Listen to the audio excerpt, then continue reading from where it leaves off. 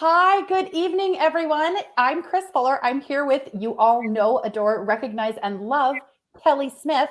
But I wanted to do a proper introduction for her book launch, Out of the Darkness, because though you think you know Kelly and you hang out with Kelly on her page and you follow her and you love her and you see her and you're like, what's Kelly up to? I would like to remind you that Kelly Smith is not only a two-time best-selling, award-winning international author, but she is also a certified relationship coach. She's the creator of Be Brave Coaching. She is a dating expert and she's a writer for Go Dates and a contributor for Elephant Journal and a ghostwriter. That means she does writing for other people. She's also the founder and host of the podcast called Let's Get Wicked Deep, a dating podcast.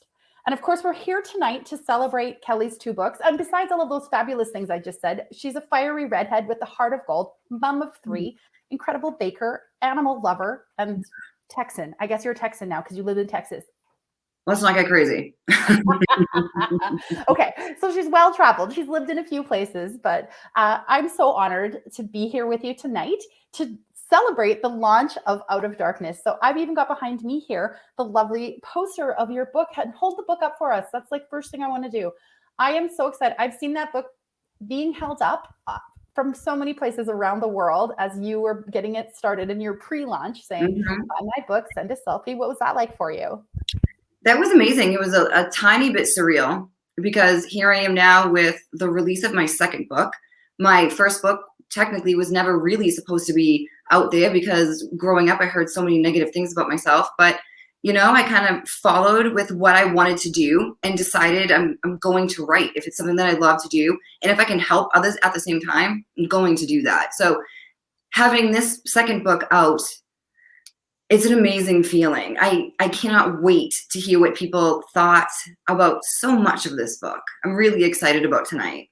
Yeah, well, I really enjoyed it. And honestly, so I've read both of your books. So the first one, hold them both up because I know you've got them both there. So your first book, Signs in the Rearview Mirror. Yes. Give us the nutshell of that one. Because what we're going to do here tonight, folks, we're going to talk about the first book a little bit. We're going to link it to the second book and talk about the second book a little. I'm going to ask Kelly fun questions about dating, relationships, and our favorite word, healing. Here's my little heart for healing, because that's what we're all about. And that's what Kelly is all about. And through her experiences, education, knowledge, and skills, that's what she's the champion of. But because tonight's celebratory as well, should we share? We've got our little clink clinks right here. Yes, we do. It's so funny. Earlier, I was like, are we going to drink champagne? And Kelly's like, well, I have a glass of red wine. And I was like, oh, that's my thing too. So let's celebrate with red wine. Are we clever enough to try to pretend to clink on the screen here? Oh, wait, you know what? Okay. There we go. Clink. There it is. So cheers. Mm-hmm. Cheers. Okay. Wow. Well, that's the cheers for this. And if you at home are following along with us and listening to Kelly and I talk about her books here, go ahead and grab yourself a drink, whether you're coffee, tea, or wine. We'd love you to celebrate along with us. We welcome your comments in the video here. We're going to be watching those as we go, because at some point we're going to do a giveaway. And at some point we're actually going to cut a cake. You have a cake. I do have a cake. And right before we started this, I was going to put my phone down and I almost threw it on top of my cake because my cake looks exactly like a stack of books. So I was like, oh, that would have been terrible. So luckily I stopped myself before I did that. Perfect. Well, it would have been authentic and funny, and we would have loved a phone dipped eaten cake. But in any event, the cake is safe and we'll get to that. So if you at home have a little sweet treat that you want, I've got something here with me. Get that ready, because at the end we'll have a little celebration. Kelly, of course, would share that whole cake with everyone worldwide, but we have to do this virtually, so you have to treat yourself. Okay, enough about the celebration treats. Back to the books. So we're going to talk about book one, book two. Let's start with book one. Yeah. So hold up book one. Book one. Signs in the Rearview Mirror, the book you didn't think you'd write. The time that was difficult and tricky in your life to navigate. So you summarize that book for us. So this is the book I wrote, Signs in the Rearview Mirror, is about how we get into toxic relationships and why we stay. Because it's something where it's like people, if you hear someone who says, oh, I was in an abusive relationship, you hear this a lot. Why don't you just leave? I would have done it this way. I would have done it that way. So going through this whole experience was excruciating. So in the darkest days of my life during this abusive relationship, I remember one day just praying about it and saying, if I can get out of this, I'm going to help as many people as I possibly can. So I followed through with that. And I started to write this book. When I was writing this book, it was interesting because it took me on a path in like back to like history of where like my sort of toxic behaviors came from. Because in my book, I do talk about how I was the toxic person in my marriage. And I wanted to know exactly how did I get here? What the heck happened? So throughout this journey, I figured that out. I learned why I was who I was. And then I did learn why I got into and stayed in an abusive relationship for so long. So when I wrote this book, it was, in a sense, for the people who are in something like that to be able to get out. It was for the people who love them to understand it a little bit more. And to a degree, it was also for the people who were dating somebody who was in something toxic and abusive to understand a little bit more about the why. Mm-hmm. Yeah, I think one of the most unique things for me about that book was you being on both sides of a toxic relationship. And I love how honest you are about that. Like, how difficult was it for you to go back and as you're writing it, it's really easy to be the hero, right? To say, here's what I did well, here's how I got out of this, here's how I found my light and found my power. But for you to really confess all of the wrongdoings that you had a hand in for how the way you were treating your ex-partner at the time and how you emotionally didn't like the things you write about. How was that for you writing those and not shying away from the truth, even though it wasn't beautiful? It was excruciating because you pull like the mask off and you see exactly who you are and you have to face it. And you have to face the things that you did to people that frankly didn't deserve it. So when someone's in a toxic relationship and they're being treated a certain way, they don't deserve it. And it's not something that they're responsible for. It's not something that they attracted or like created. It was the toxic person who's responsible for the way that they're treating that person. But it was really tough to kind of look back and see the things that I had done to a person, who really just didn't deserve it, and having to live with that every day. So it's, you do it, you heal from it, but it's never gone. You're never like, oh yeah, I said sorry and now everything is great. It's not how that works. Like, you continue to learn and to grow. And what they say is so true, is the best apology is changed behavior. So when I figured out exactly who I was and how much of a kind of a terrible person I was, I needed to change and I wanted to change. So that's exactly what I did. Yeah. And it's a remarkable story. And I am so proud of you for those changes, because I think one of the things too, when I was reading that book, I remember feeling all kinds of things for you, because of course you're the protagonist in the story. And there were times when I was like, oh no, no, Kelly, no, what are you doing? And there were times when I was like, what? I'm so not, why are you doing that, Kelly? Like it was happening in real life for me as I was reading it, even though I know it's in the past. But reading it, I remember going through a barrage of emotions and being mad at you and being like, I don't know why she doesn't just leave. Why is she doing? Why is she allowing herself to stay? And it's things you talk about and things that you have helped hundreds of people realize this and take steps. And so when you were looking at, I know you said you realized you wanted to change. What are some of the first steps? And you have a question that you love to ask in your coaching practice. Tell us about that question. Oh, what do you do after a toxic relationship? You heal. And the answer is you heal. You heal. So friends and family listening at home, fans following along, we're going to ask that question a few times so that you really have it locked in. What do you do after you leave a toxic relationship? And the answer is you heal. So in our comments, we're going to have you write that answer down. Just simply, you heal. Y-O-U, you heal, H-E-A-L, you heal. And for those of you who comment, you heal during our conversation this evening, you're entered to win. And Kelly, what are they entered to win? They're entered to win a free book, a free signed book that I will send out to them. So we're going to remind you of that. And just all you have to do is comment, you heal. So while we're doing this live talk, and it's sort of 40, 45 minutes, maybe an hour, we'll see how it goes. I love hanging out with Kelly. I'm in no hurry.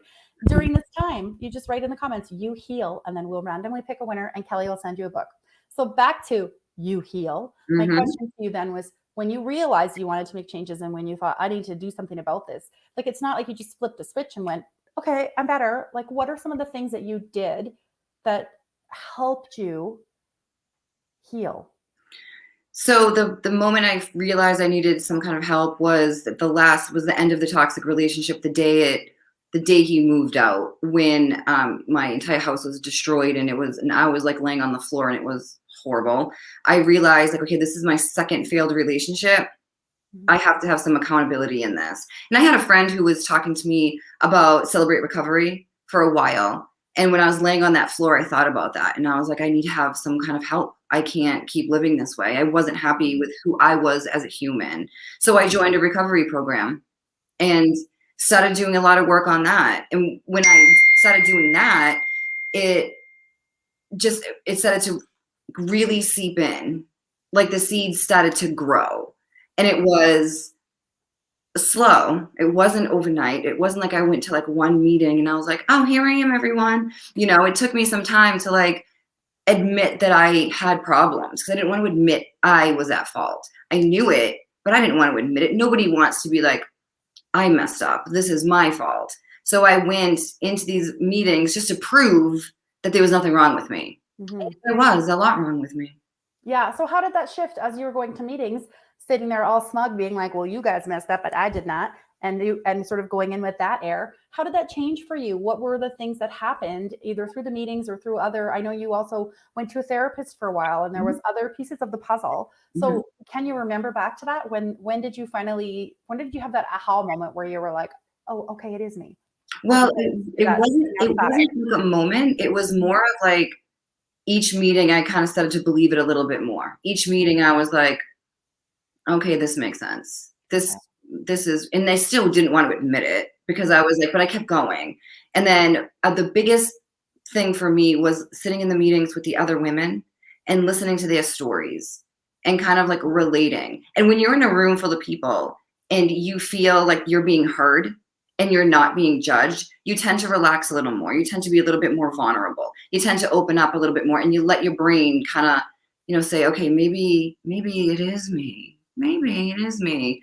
And lo and behold, it was me. And not entirely, because everyone has accountability, but I can only take accountability for my role in this, not for anyone else's. Yeah. And I mean, those are big steps. And I think one of the things that you said is key is feeling heard and feeling for the first time that you weren't alone. Yes. And I think that resonates when I look at the materials that you write and when you speak and when you coach and when you talk to people about healing. One of the main issues, people feel that they're totally alone and they feel very isolated. So how good does it feel to not feel that anymore? Amazing to not feel alone because nobody wants to feel alone. Yeah. It's such a great feeling to know like you have people that you can talk to and people that you can like rely on, people that you can say like your truth to and they're not going to judge you. So it's something that keeps you motivated, something that keeps you going. Yeah. So for people who are listening or watching or have a friend that they want to help, what would be your message for them if they're sitting there and they're like, but I am alone? And we say this and we hear this and we say, you're not alone. And I'm a coach too. Someone will say, but I am alone. You don't know. And so what would you say to that person who's listening or watching right now? And they're like, I've got kids. I'm trapped. I'm alone, whatever it is, or I can't leave because of X, Y, Z. What would be your little sliver of advice for those folks who are feeling alone and don't know a first step? Well, I think like feeling alone is so natural when you're going through something like this until you get into a community of people that are like-minded. So when we're alone and we sit but we sit at home and we say, oh, there's no one around. And this may sound a tad bit harsh, but no one's going to come knocking on our door to say, hey, you're no longer alone. We have to get proactive. So for me, I went from feeling alone to getting proactive and then finding this community of women that were amazing. And they just helped so much with everything that I had going on. I made a lot of really great friends. So even when I was alone, I wasn't alone. So there's always different people that you could reach out to. And I know that when people are in abusive relationships, it's extremely difficult, which is a big reason why I recorded my first book for Audible. Because if you're in a toxic relationship and you walk around with this, that's not going to be good for you. So I recorded my book for Audible so people can listen to what I have to say and not get caught. So they have an idea of what getting out actually looks like. Yeah, that's an excellent additional resource. And I'm so happy that you had the foresight to think about that because that is such a huge, as we know, factor is how do you get help when you feel stuck and you don't know what to do. So I love that it's on Audible. And for those of you watching or paying attention, we'll make sure that all of the links for Kelly's stuff, a lot of it's on your website too, right? If they were, what's the best site for people to go to find everything? BeBraveCoaching.org. So it's right here at the bottom. So everyone can kind of take a look at the podcast that I do. You can buy my books on that. All the articles I've written articles for Huffington Post as well. And those articles are for men who are in toxic, abusive relationships and how they can get out.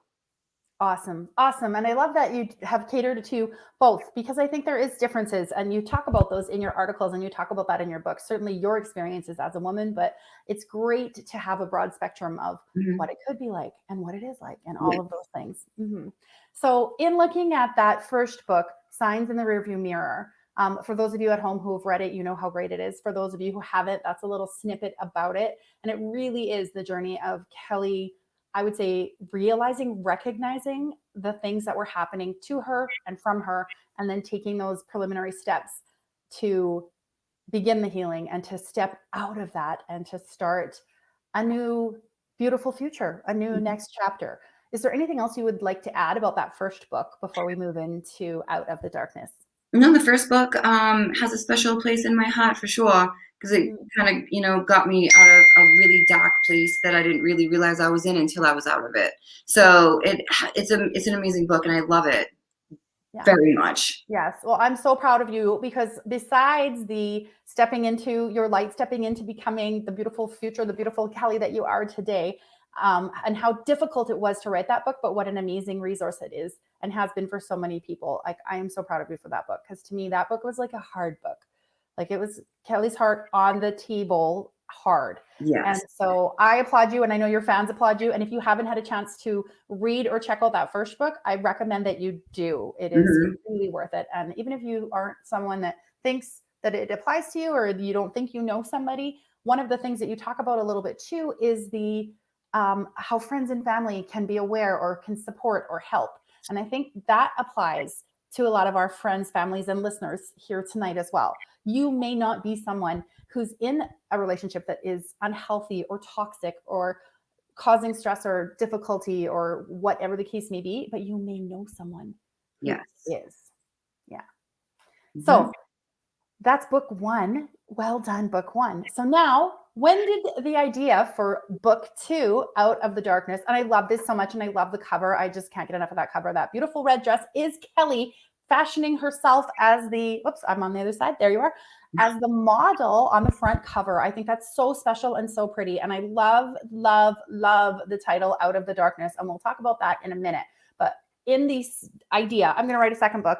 Talk to me about how that bridge went from you just did Signs in the Rearview Mirror. I mean, not just, there was a break in between where you did coaching and started a podcast and did all kinds of other amazing things. But at some point you were like, okay, I need to write a follow-up book. Kelly's doing good. Kelly's a champion. How do I inspire and help others with their next step journey, which is healthy dating and moving forward? So what made you want to write that second book? So I love that question, because the reason why I wrote Out of the Darkness was because when it was time for me to date, I had no clue what I was doing. A zero clue. And I was like, how do you date after a toxic relationship? How do you date after like a long-term relationship? I had no idea. So I did what anyone else does. I Googled like books on how to do this. Nothing. I couldn't find anything. So I was like, I'm going to have to write it. Damn it. So I started writing it. I started writing this, and it was an interesting situation, because in the book, Out of the Darkness, you will meet Cruz Harrington. And it was when I sort of like started dating him a little bit that I was like, I kind of want this to work, but how? So I just started writing and just kind of take you through like the whole like sort of like first year. And as I was doing it, I was in school to be a relationship coach, and I was doing all these different things. So I was learning at the same time. So I was like, women and men both need this book. They need someone to say, hey, this is what this feels like. If you're overthinking, it's okay. You're not broken. If you're afraid of this, it's okay. You're not broken. This is how we get through it. And so dating, as I've read and listened and learned from you, I really more and more start to believe that, dating is a skill. And if you think about any other skill in your life, if I said to you, here's a needle and some thread, go ahead and embroider me some cross stitching. If you've never done it before, you're going to poke your fingers and it's not going to be on point and precision. If I said to you, oh, we're going cross country skiing and you've never worn a pair of skis, you're going to fall. And yet we have this idea that you'll just go step into whatever room or facility, meet the love of our lives, and skate off into the sunset, right? All of this Prince Charming and damsel in the tower fairy tale stuff. A lot of us have that idea or hold on to it. But I have to tell you, as I'm reading your stories and going, oh, Kelly's going to be dating, and I know it ends up well, and that you end up dating in the book, his name is Cruz, and how wonderful that relationship is and continues to be for you. But that some of the chapters with, I don't know, I think you kissed a few frogs along the way, to just continue with that metaphor. I remember being shocked reading it, going, oh no, he didn't. Oh no, that didn't happen. Like one of the, can we talk about the dating ups and downs from the beginning chapters in Out of the Darkness a bit? Yeah, I mean, it was definitely, so when I started dating, I was not ready. I was dating because I felt like my toxic ex had someone, and I was like, well, if he has someone, I have to have someone, because society loves to teach us that if we're not with someone, then we're unlovable. So I forced myself to go out on dates, because you hear people who say it all the time, just move on to someone else and, all this.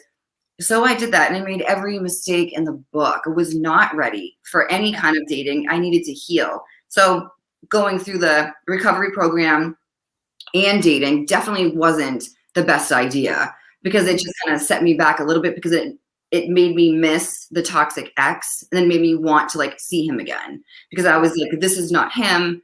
I want to be with him now, when I literally didn't.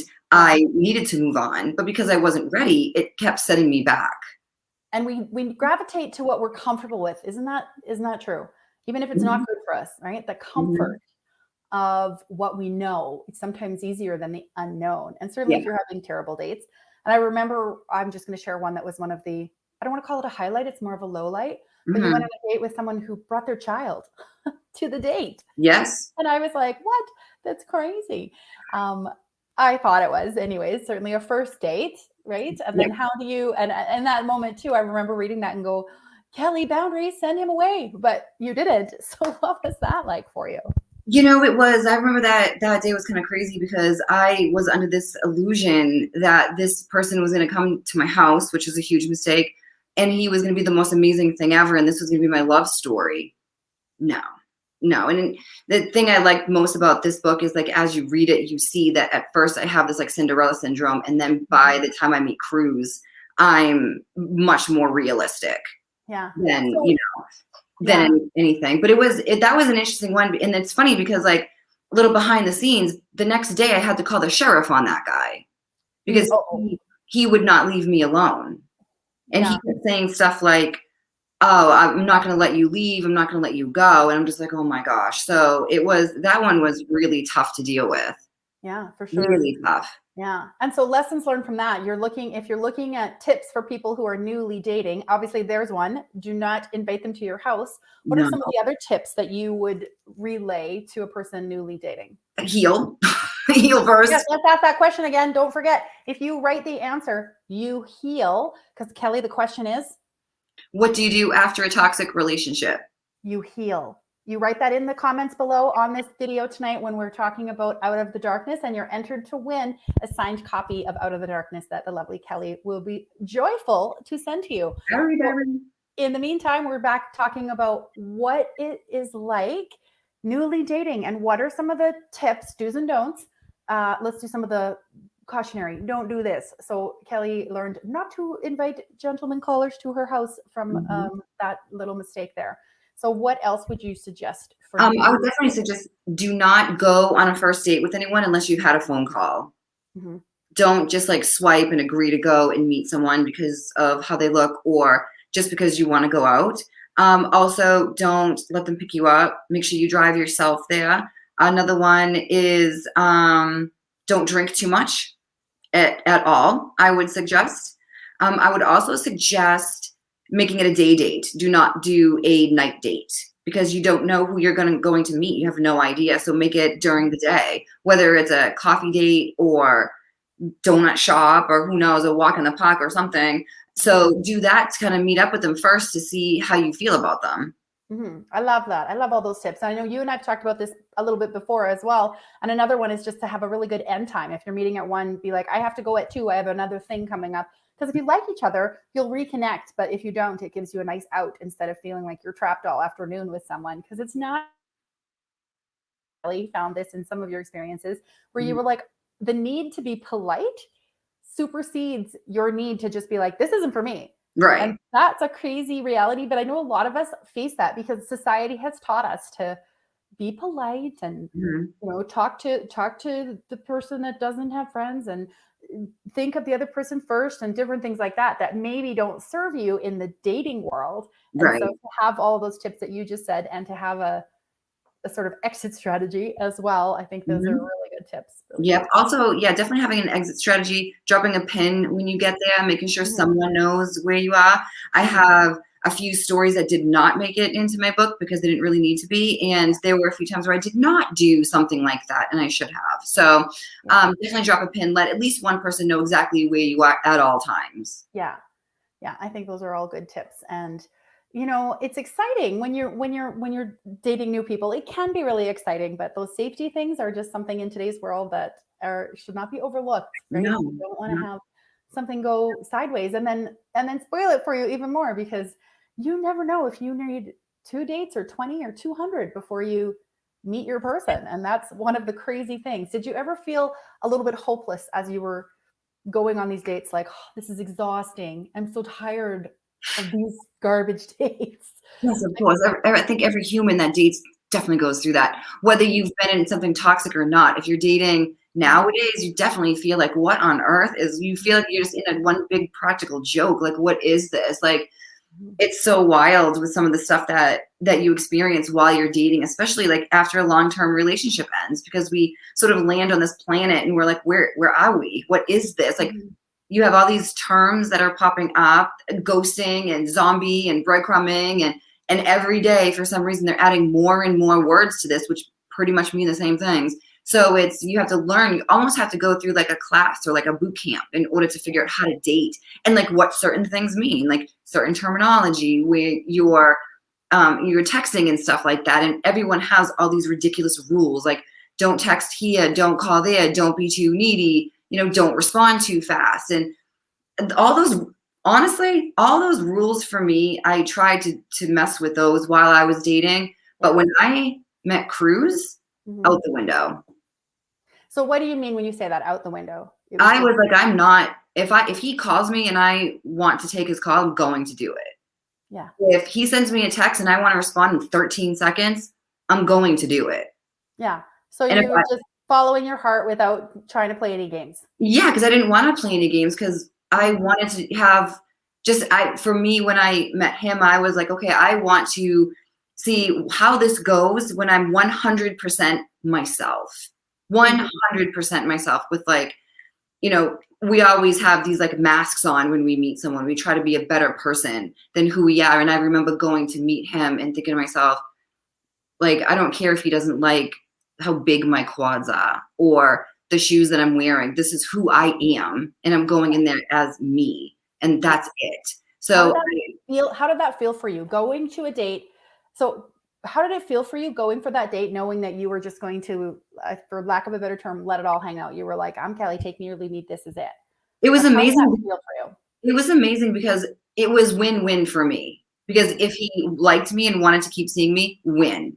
If he didn't like me and didn't want to see me, win. Because I had a life that I loved. I had friends, I had a social life, I had all the things that I liked, and I wasn't going to base my self-esteem or anything based off of this one date with this one guy that I hardly really know. So if he didn't like who I was, my plan, like I write in the book, was I was going to go back home and just watch TV on my couch. Yeah, I think there's so much value in that. And I'm someone who, for the viewers at home who don't know me, I did not get married until I was 39. So I had a long stretch of a lot of dating before I met my husband. And in my process of, kissing frogs and the ones that weren't a good fit for me, it was that same attitude where I was like, if you don't want me, why would I want you? And Mm-hmm. yet there is a driving force where we're like, I want you to like me. I want you to like me in our Mm-hmm. society. And when that translates into the dating world, it doesn't bode well, because Right. now you're trying to fit your circle, beautiful self, or if you're a dodecahedron like me, into somebody's square. And it just Mm-hmm. doesn't work. So that's excellent. And so one of the things that I know you have spoke about, and the reason that you and Cruz are still together today as well, is you talk about the caliber of man that he was, and how was that different from what you had maybe previously encountered or dated? He's very different. And it's funny because I often tell him he's very different than any other person I've ever met in my entire life. Sometimes that's amazing and sometimes it's not. But he's different because he's so intelligent, and he's so motivated, and he's so driven, and he gives zero fudges about what other people think of him. Yeah. He has this like aura about him that just makes him shine. He's very, very different from any other man I've ever met in my entire life. Like there's no other person like him. And when we met, there was like a connection. There just was. I don't know what it was. I do not know. I do not believe in love at first sight. I do not, but I do believe in something at first sight. Yeah. So there was something that was there, and it wasn't love. It wasn't lust. It was something different. A connection. Hmm? Maybe a connection, like a connection that it was a connection. It was a click. It was definitely something that was there, and I felt, and the biggest thing I felt with him was this overwhelming sense of calmness, peace. And I remember like walking into the restaurant where I was meeting him, and he turned around and looked at me and was like staring at me. It was the first time meeting. And I remember he was looking at me, and I said to him, "What? Like, why are you looking at me?" And I had never been that bold before to say that to someone. I was so comfortable with him, like straight away. And getting to know him, he's lived up to all of that. So, do you think you were so comfortable with him, or do you think that you were so comfortable with you? You know, I think I was able to accept me for who I was. And I knew, and the thing with him, like before I met him that day, we had talked a bunch on the phone. We had, had a good like kind of connection. But when I saw him with his eyes, something about this guy's eyes, I don't know if they're real. They might be little robot eyes. I don't know. But there's something about them that just like captivated me. Yeah. Even now, don't tell him this, but when he looks at me, I'm just like, damn it. Yeah. I'm like, whatever, you're such a brat, but whatever. So it's, but he's very different. He's like a man's man, and he's all these amazing things that hopefully he doesn't hear me say this, but no other man has ever been able to come close to. Yeah. So I want to stop you there, because I know you've joked twice about that. You're like, hopefully he doesn't hear this, but I know for a fact that one of the things in your healthy relationship with him is that he does know that. And you do share and talk to him about that. I do. Because that's one of the things, the communication. So you're jokingly saying like, I hope he doesn't hear this, because we want to keep him on today's planet, but he is loving, lovely, and all of those things. Yeah. Kelly, this is, I think, the perfect segue for two things. Three things. One is us having one more drink, celebrating tonight the launch of Out of the Darkness. So air cheers there. Two, so we'll take a little sip. Here we go. If you're celebrating with us and you poured yourself a little coffee, tea, or wine, please cheers us too, because this is a celebratory night. The second thing is reminding you about the contest that we're running. So the question is, what do you do after a toxic relationship? And if you write the answer in the comments, and Kelly's going to say it right now. What do you do after a healthy relationship? After a toxic relationship. After a toxic relationship. You heal. Yeah. Yes. So you write "you heal" in the comments, and you're entered to win one of Kelly's signed copies of Out of the Darkness. And then the third thing that we're going to do here, since we've just talked about that new sense of self-worth, and it's a perfect segue for you. Are you ready to read, Kelly? She knows it's coming. She's got a little snippet from the book that's one of her favorites. And so I want to invite Kelly to read, I think it's 3 little paragraphs of the book. So we're just going to sit back, listen, and enjoy. And then Kelly and I will talk about what that was like after. So Kelly, read us this favorite snippet. So I'm just going to preface this a little bit by saying this was after the third date that I had with Cruz, and I was living kind of far away. The next morning, I laid in my bed and processed the night before. I felt relieved and happy that we didn't sleep together. In the years I was dating, I found more men that just wanted sex versus something solid. I was learning through Cruz that there were good men out there, and I felt I had found one. That gave me hope. I had no idea at the time what, if anything, would come of this with him. But even if nothing did, I was now ready to literally throw away my past. I thought about the bag in my closet and what that bag held. A scrapbook gave to me on our first anniversary. Ticket stubs, notes he wrote, cards saying "Love Gabe" from a florist, and a few other things I collected along the way during that relationship. I got up, went downstairs, and grabbed a few trash bags. I made my way upstairs as calm as I could be. I went to my closet, grabbed not only the bag full of memories, but also the clothes, shoes, and high-end handbags he had given me, and threw them in the trash bags. I was ready to let go of all of it. And I did. I went downstairs to the front door and just happened to see the garbage truck 2 houses away and knew it was headed toward my house. I stood outside in my pajamas, holding the bag, and patiently waited for the truck's arrival. I personally handed the bag of my past relationship to the man who stuck his hand out to take it. I stood and watched as he threw my past relationship in the back of the truck and drove off. I watched the truck disappear into the distance, and along with that came a feeling of relief and freedom. I walked back into the house, called my landlord, gave notice that I was moving out, and then I called my real estate agent friend. That day, we began to search for a new house and a new beginning. I was moving on.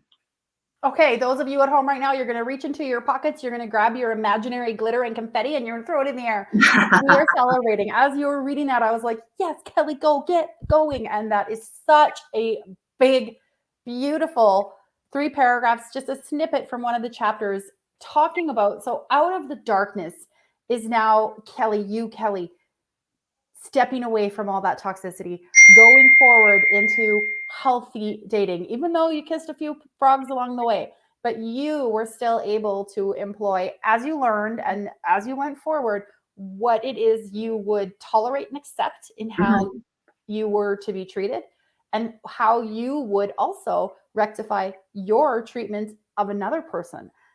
Talk to me about that, because that's something that comes up in Out of the Darkness too.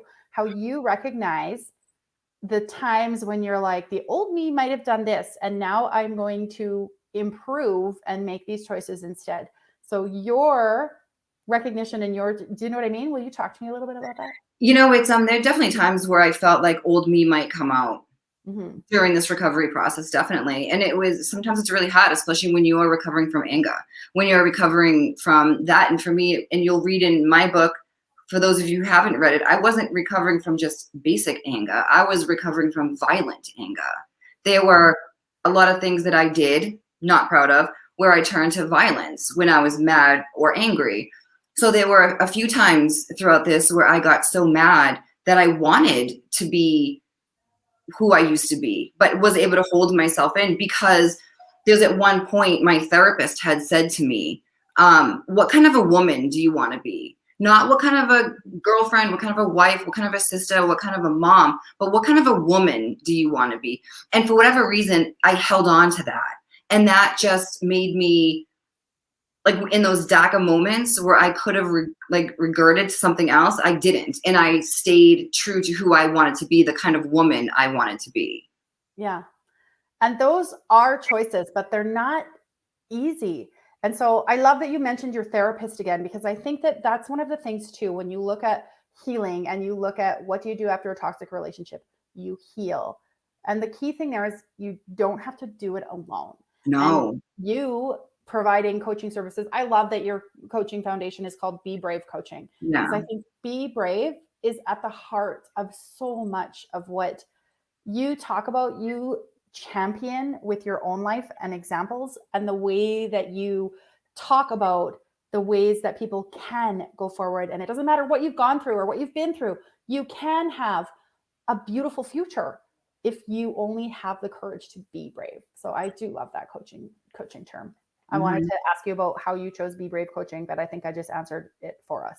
Yes, you literally did. Because in my the end of both of my books, I always write "Be brave" instead of "the end." Yeah.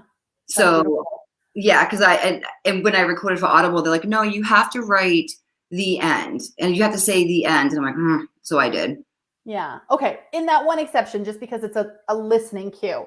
But really, we know be brave, because healing, this is one of the key points that when I talk to you about your journey and what you're now feeling that you're called to do, when I see Kelly Smith step into her light, helping people navigate themselves, navigate relationships, navigate dating, you talk to me about how healing can change your life. Like Yes. literally change your life. Mhm. Change your life. I want to say that 5 more times. Change your life. Change your life, change your life, change your life, change your life, change your life. Because that is really like, what is the point of healing if it isn't to change your life? So Yep. you talk to me about that. What are you doing? Are you getting the cake? It's too early for the cake. I'm not Kelly. I'm plugging in my computer. Sorry. Oh, that's okay. I'm at 12%. Oh dear. Yeah.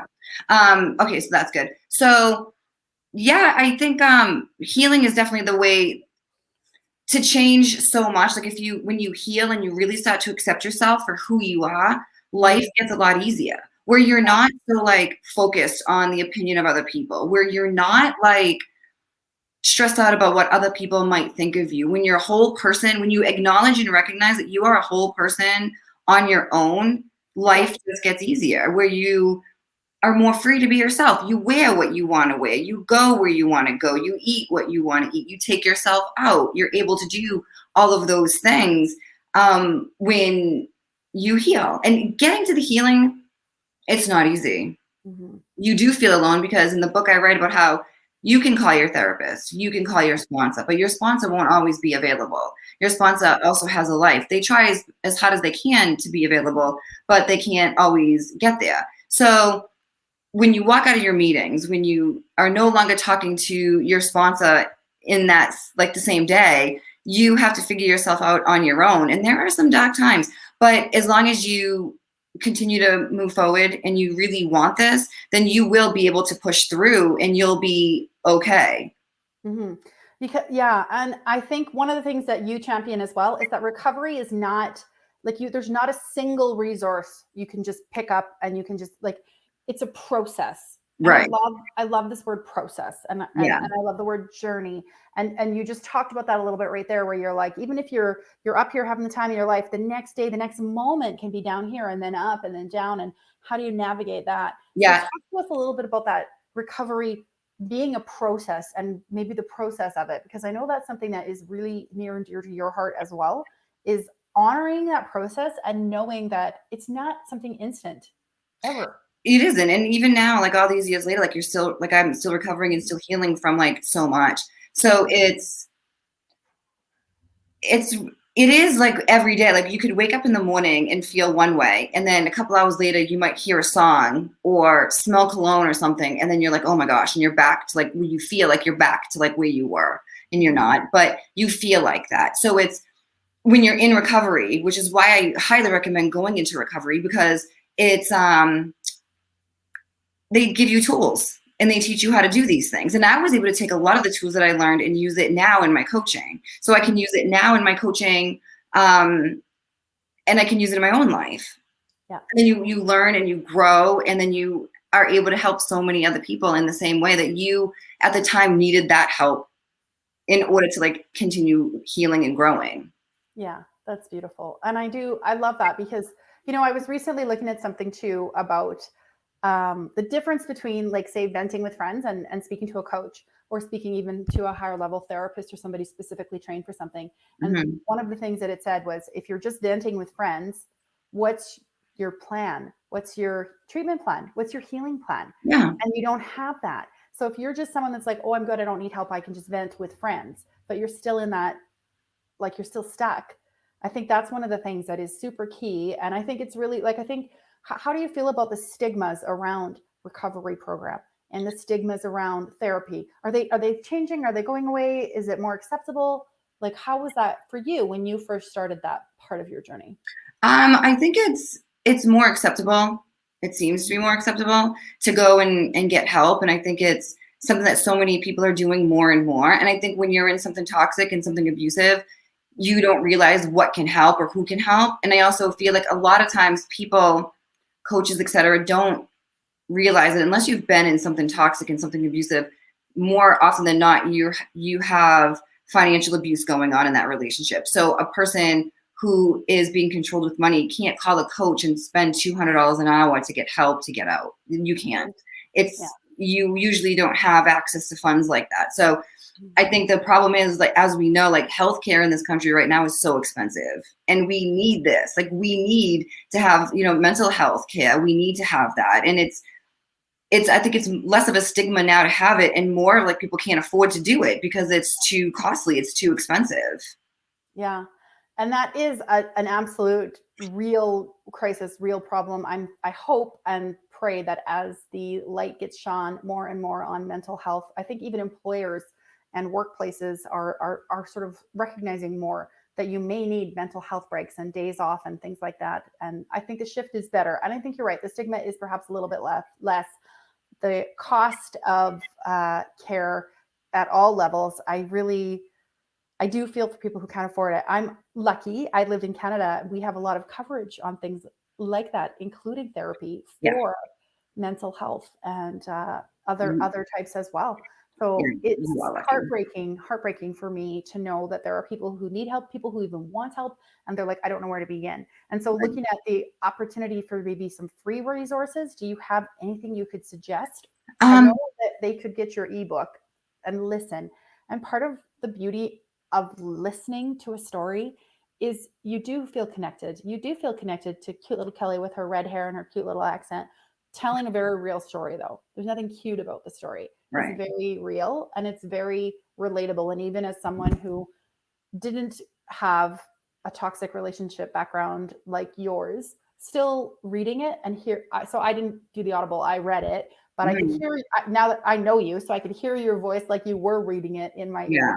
When you know the author, that happens for you. But folks who don't have those funds, they could listen to your Audible, but is there anything else they could do that is not financially heavy?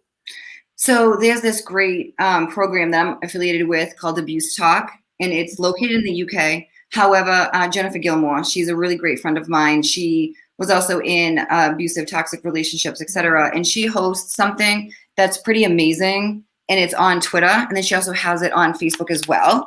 And she gives a lot of free resources there. So it's a great community where people can talk openly, talk to each other, kind of get different tips and learn a lot from each other. So Abuse Talk Online is what it's called. And I would highly recommend men and women who have been in something like this, who need something, but they don't have the funds for it, to reach out and really be a part of this community as well. Yeah. And even if you're worried about someone, if you're a friend or family member who's worried about somebody, that would be a great resource as well, because you don't know what to do, then the first thing you can do is try to come at it with compassion and find out what you could do to help. Because the reality is too, and I know you and I've talked about this, but people that aren't ready to admit they need help or aren't ready to, nobody can help you but yourself in the first step. Yeah. Right? Yeah. Because nobody can continue recovering for you and nobody can continue healing for you. You have to make sure that it's something you really want. I think on average, it takes about 7 tries for people to leave toxic relationships. So it's something that when you're actually ready to do it, you can do it. And when you are ready to do it, then you will probably be ready to heal from it as well. But with that said, I think a lot of people feel like that because they didn't have something directly to do with the abuse, and they feel like, well, I didn't do any of this. Like, he or she abused me, I'm fine. You're not fine because you stayed. So, and because you stayed, we need to figure out why you stayed. So another harsh reality, and I'm sorry for people, but you have accountability in staying. You have an accountability in why you stayed as long as you did, whether it was, people say, for kids or for money or for, whatever. And it was like, it's hard because those, although are accurate, you still stayed. So you got to heal from this before you can actually move on and maybe try to date again. And also, if you do have kids that witness this, then it's, help for them as well, because they don't understand. Like, a tough part for me is like knowing that my kids saw me being abused, and they will have those memories for the rest of their lives. Yeah. And that's something I have to live with every single day. Yeah. But they also, to your credit, saw you make the choices to make the healing, to make the changes. And that's impactful too. Yeah. I don't discount the things that they saw and the things that they were witness to that perhaps they shouldn't have been. And I'm sure that's hard on your mother's heart, but I hope that you can forgive yourself for that and celebrate the bold new chapter that you're in and the beautiful chapter that you're in, because that's really, how much can you sit there and beat yourself up? Mm-hmm. Yeah. For a long time. Yeah. And I think that's part of it when you talk about that recovery process too, right? Yeah. Part of it is forgiving yourself. Yeah. And self-forgiveness is tough. It's tough. Yeah. But it's definitely a work in progress, and you can kind of like, work toward it every day and be a better person and make different decisions, like every day. So it's definitely something that's possible, but it's definitely like getting the kids the help that they need so they can understand like what happened like a little bit more. So while you're getting help, also help for your kids as well. Mm-hmm. Yeah, because recognizing it's part of their history, like it is part of yours, and your kids may not go forward and write a book about it, like mama, but that they might have a little bit of their own healing to do, even if they don't know it. And I think that's really excellent that you are able to recognize that too, because yes, of course you want them to have beautiful, healthy relationships and live their best lives going forward. That's one of the things when I look at the self-forgiveness piece and feeling like you are allowed to have a bright, beautiful future, feeling like you are allowed to step forward and forgive yourself for all of those things. Like one of the things I always say to people that I'm working with is, imagine Kelly, you yourself, beautiful Kelly, you're 12, you have little pigtails and a yellow skirt and you're skipping along. And I say to you, oh dear, what do I have to do here? My computer just said, are you ready to go away? I am not ready to go away. Oh, no. But you're 12, you're skipping along, Kelly. And I say to you, Kelly, what do you want to do when you grow up? What do you want to be when you grow up? And you say, Chris, when I'm in my 40s, I hope that I've gone through this incredible journey, but I hope that every day I feel guilty and every day I'm tired and every day I beat myself up. Like, no, you would never say that. And you didn't wish that for your young, beautiful self at 12. And to not want that for yourself now, I think is also totally appropriate. So that's a hard piece of the puzzle. But if you listening and following along is someone that is finding it difficult to really find peace and allow and forgive yourself, Kelly, what advice would you give them on that note? I think writing about it, oddly enough, is a great way to do it. Writing about it, I mean, who knows what it can lead to, but I think writing and kind of feeling it and accepting it and just, yeah, this is okay. And moving forward every day in a positive way and just making the next right decision. I think that's like a huge part of it. A lot of times we feel like we messed up so much that we can't forgive ourselves and we don't deserve happiness, but we do. Like, I think when it comes to people who are in toxic relationships, what's the worst thing that they did? Stay too long. That's it. Yeah. All you did was stay too long. Yes, there was damage, but you can also work through that damage. And it's if you want to work through it, then you can. It's definitely possible. Because if you're 30, you have 50 years ahead of you, maybe 60, maybe 70 or 80 with today's technology. If you're 40, like if you look at how much life you have ahead of you, that's the bright thing to hold on to and say, I at 44, so that's how old I am, 44, level 44, as I like to say. Sometimes I'm like, oh man, I'm in my 40s. What? I did not think I would be this awesome in my 40s. I thought that I would be like, do you remember when you were a teenager and you're like, 40 is so old? And now here I am going, I feel like a baby. Like, am I allowed to drive? Like, is this, I can't believe this is 40. And I look at my parents and grandparents and the next generation who are 50, 60, 70, 80. And I'm like, I have a lot of living left to do. And so for those of you who are listening and following and going, yeah, I want to leave, but this is my lot in life. No, look how much life you have left. You have so much life left. And so if you are struggling to embrace that and you're, I don't know, needing that help, that's my happy little yellow flower behind me, out of the darkness, red dress push. You have a lot of life to live and it is so worth it. You are worth stepping out of the darkness. Let's use that title. Where's that title? Out of the darkness. Yes. Step out of it. Look at this beautiful dress. I have to show off my friend. There she is. That's Kelly on the Hill. That's Kelly on the Hill looking beautiful. Look at that billowing dress. No, little Can you send me that dress in blue, please? Oh gosh. Well, Well, it's interesting because that photo shoot, Yeah, tell us about this. the picture on the cover was my publisher's idea. The book had a different title, and then they liked that picture, so they changed the title to Yeah, match. no, this is the only title. Don't talk about the other one. Out of the Darkness. Boom, Yeah. bam. Love it, love it. Yes. But then that photo shoot, I did that photo shoot 3 years ago when my first book came out. I did it for my first book. And I never really used the pictures for anything. But that photo shoot was the absolute worst photo shoot of my life. And I've done a lot of crazy photo shoots. So that one was really tough. It was that shoot, I walked away, I had double ear infections because the wind on that mountain, it was so strong. You can't tell in that picture, but I was stepping on a cactus. I had a full bladder. I was car sick. And I got knocked over by the wind 2 times. Oh my gosh, because you look like you're a fierce, like, warrior princess, obviously, of dating and relationships, with none of those things going on. So now you're the insider with us that you could say when Kelly is, world famous, that you can be like, I know she was standing on a cactus and she had to go to the ladies' room and all of those things. But Yeah. For this cover, what we see, it is beautiful. It is such a symbol of strength, that red dress, that power. That's you, Kelly, stepping into your light, recognizing that you deserve love, happiness, and healthy relationship. So I celebrate this book. That's what we're here to do. And as we mentioned a few times throughout this little interview video tonight, we are doing a giveaway. Someone will get a free signed copy of Kelly's book, Out of the Darkness, talking about her journey in the recovery and healing process towards finding a healthy relationship after leaving and recovering from toxicity. And so what we're asking you to do in order to enter the contest is write the words "you heal" in the comments below. So we're almost at an hour here on our video. So we're going to have cake and cheers one more time and wrap it up fairly soon. So you still have a little bit of time to write these words, "you heal."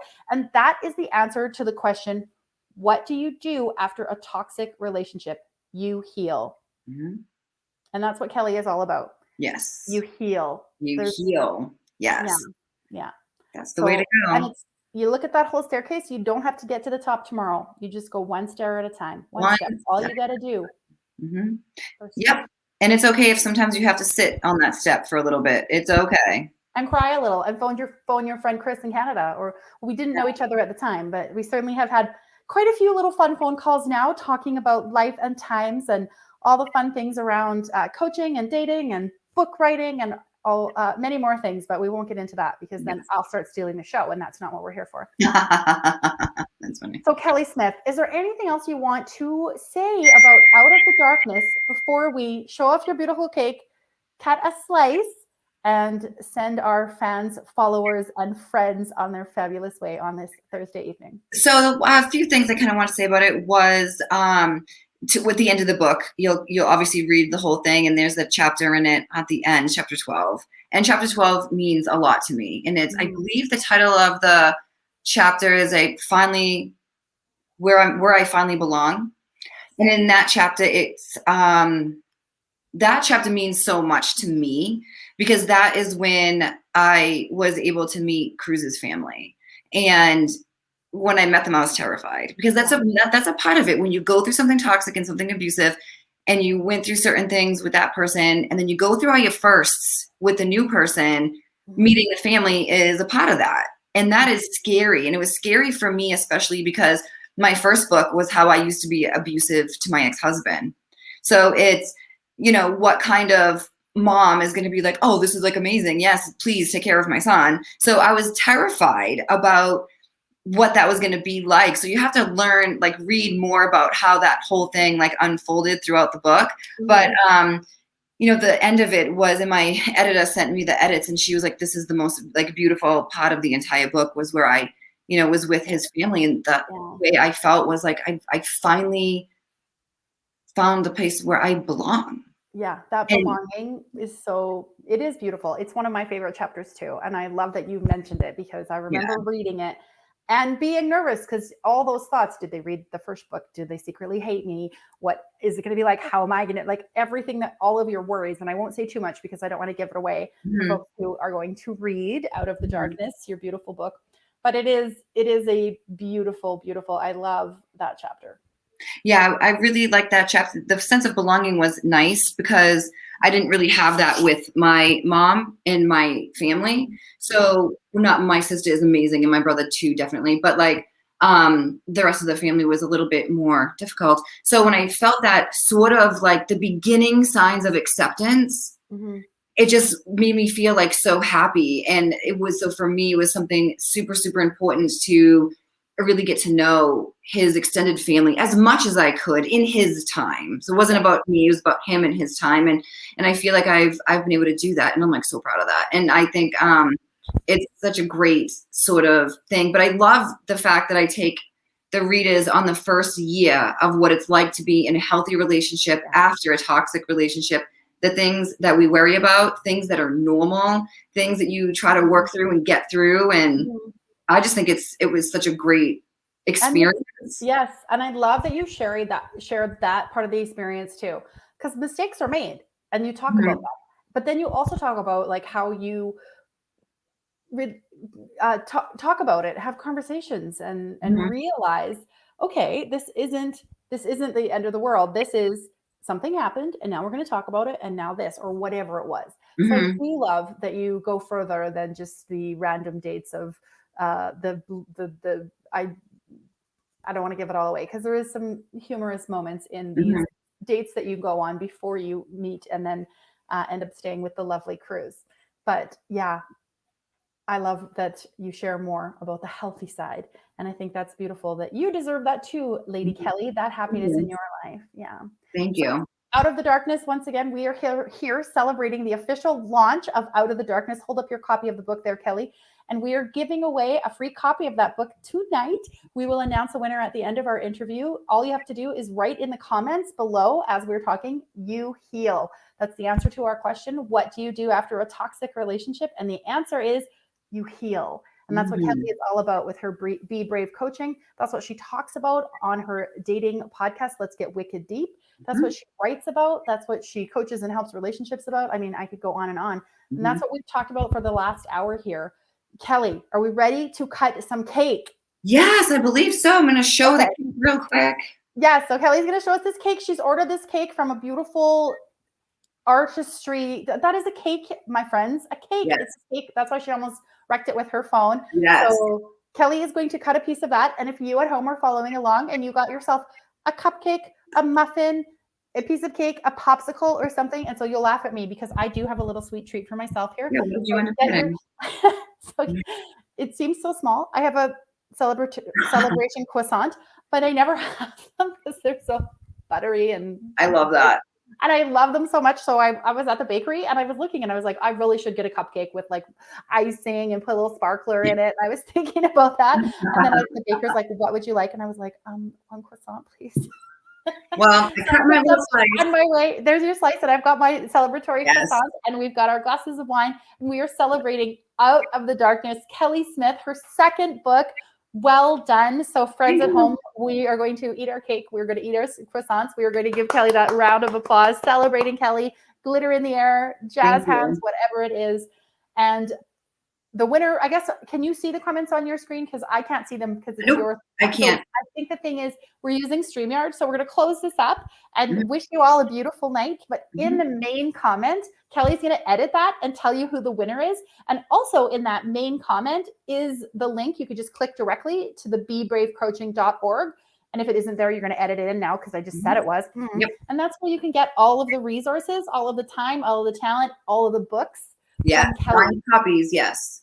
Yeah. So thank you once again for joining us. Thank you, Kelly Smith, for being you and for all the gifts that you bring to the coaching, dating, and world, the universe. Kelly Smith, the universe. Yes. The universe. Thank you so much for hosting. I really appreciate it. And I'm so grateful to everyone who has reached out and who has read the book or has bought the book. And the people that I'm meeting, even on the street, who are stopping me to say, hey, you know what? I learned a lot from you. And that's actually been happening. So that's kind of fun, but it's kind of scary. But thanks to everyone for all the support. I really appreciate it.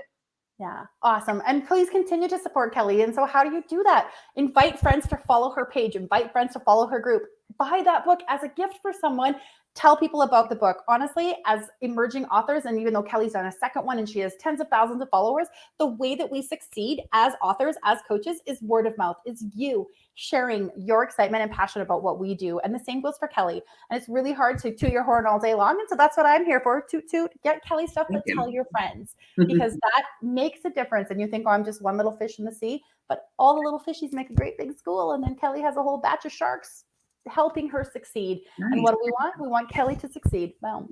So the final toast, out of the darkness, Kelly Smith, ladies and gentlemen.